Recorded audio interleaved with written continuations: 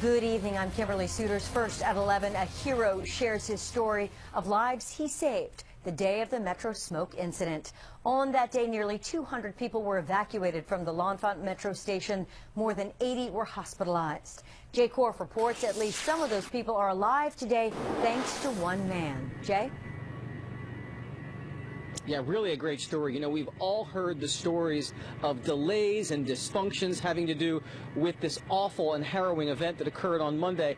But this is a bit of a different story. There's no blame here. This is a police officer with a unique background who made a difference.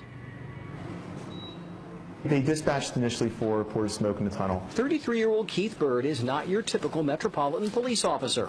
In 2004, I joined the D.C. government as a fireman. The former firefighter and still certified EMT turned cop carries with him a backpack full of medical supplies.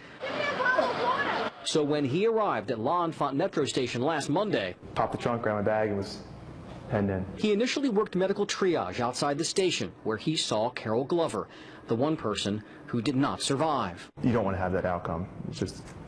It's not what you're hoping for.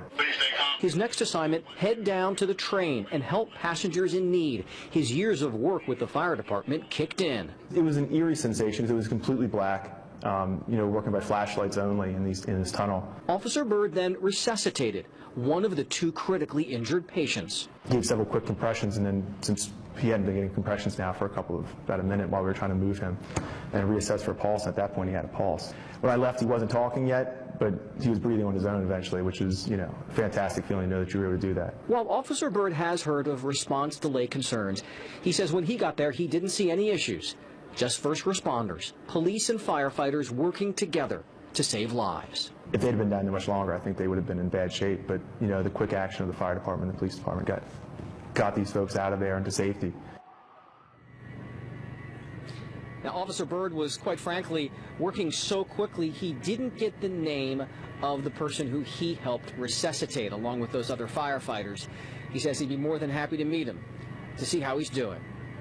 Live in the district, Jay Korf, ABC 7 News.